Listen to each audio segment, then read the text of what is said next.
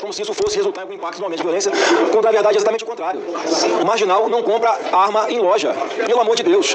Isso aqui está penalizando aquelas pessoas que, cumprindo os requisitos legais, querem ter acesso a uma arma de fogo para ter em sua casa, para sua defesa, da sua propriedade. Com o aumento da violência, o que resta para aqueles que queiram e cumpram os requisitos legais, senador Braga, é exatamente ter uma arma em casa. Aquela pessoa que mora no interior do Amazonas, no interior do Amapá ou no interior do Rio de Janeiro, a polícia não é onipresente.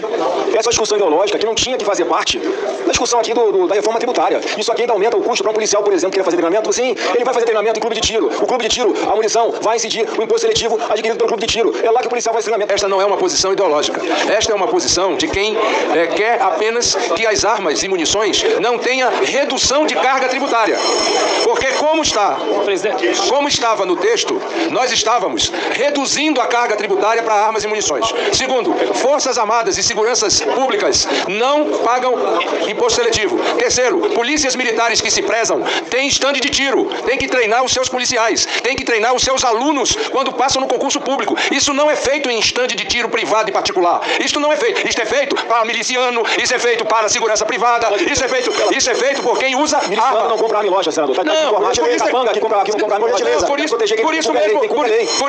Por isso mesmo é que ele vai para o estande de tiro. Por isso mesmo é que ele vai treinar tiro alvo. Dá tiro em polícia, dá tiro inocente na rua. Lamentavelmente, a maioria dos membros, essa é a democracia, entenderam de que a retirada deste imposto seletivo teria a maioria de votos. Eu continuo dizendo, o que não é justo é nós baixarmos a carga tributária para armas e munições.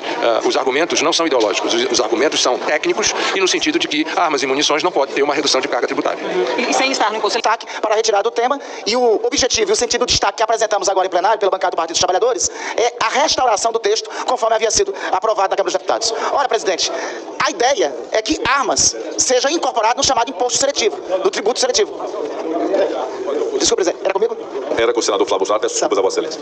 Perfeito. Então, a ideia, presidente, é a incorporação, é a restauração do texto advindo da Câmara dos Deputados, conforme os termos do relator Eduardo Braga, para que armas seja incorporado, incluso no chamado imposto seletivo. Qual a essência do princípio do imposto seletivo? O imposto seletivo existe para inibir, não tem caráter arrecadatório, significa para inibir práticas que sejam nocivas à saúde da população.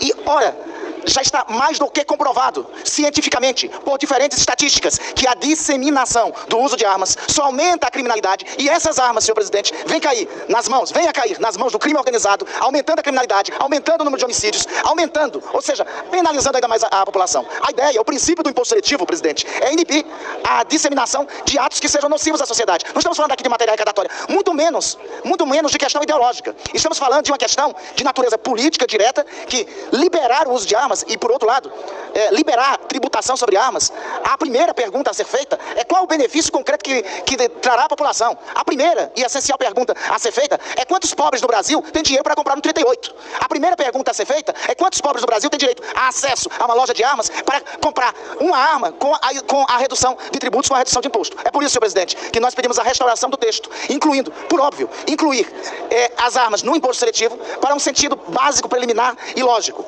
A disseminação, a liberação de armas só trará prejuízo à sociedade brasileira. Esse é o sentido do destaque. Com a palavra, o relator sobre o destaque do Partido dos Trabalhadores. Senhor presidente, eu quero aqui manifestar exatamente aquilo que eu disse no dia de ontem, senador Flávio Bolsonaro, de que a minha conduta não é ideológica, a minha conduta é de convicção. Tanto é assim que eu, como relator, eu poderia acatar o destaque e ele não iria à votação, mas isso não é correto, porque ontem houve uma votação na CCJ e na CCJ a minha posição e a posição dos que estamos destacando o tema novamente para a pauta não foi vitoriosa. Mas eu continuo acreditando naquilo que defendi no dia de ontem, de que diminuir a carga tributária para armas e munição não é algo positivo para a sociedade brasileira. Nós não estamos falando de proibição de compra de armas, não é isso que nós estamos tratando nesse destaque.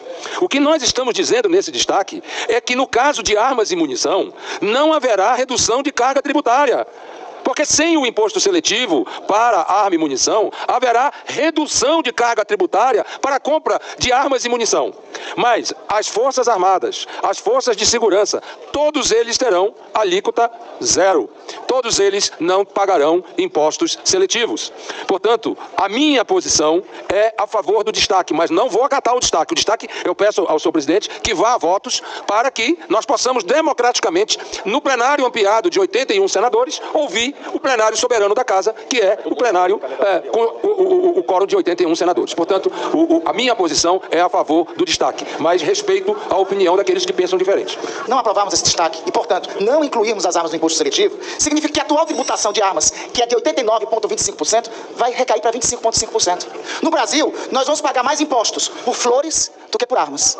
Nós vamos pagar imposto mais alto por fraldas do que por armas. Vamos pagar imposto mais alto por brinquedos do que por armas. Aí, senhoras e senhores, quando forem comprar um brinquedo para os filhos de vocês, vão comprar um brinquedo mais caro com imposto maior do que o imposto de armas. Aí, senhoras e senhores, quando mandarem flores para as namoradas, para as esposas, ou por acaso, quando as esposas e namoradas mandarem para os senhores, vão pagar mais caro o imposto sobre flores do que o imposto sobre armas. Aí, senhoras e senhores, e o povo brasileiro, quando comprar fraldas para as suas crianças, vão pagar um imposto mais alto do que o imposto sobre armas. É este o absurdo que está sendo votado se nós não aprovarmos o imposto sobre armas. Por isso, a orientação do PT.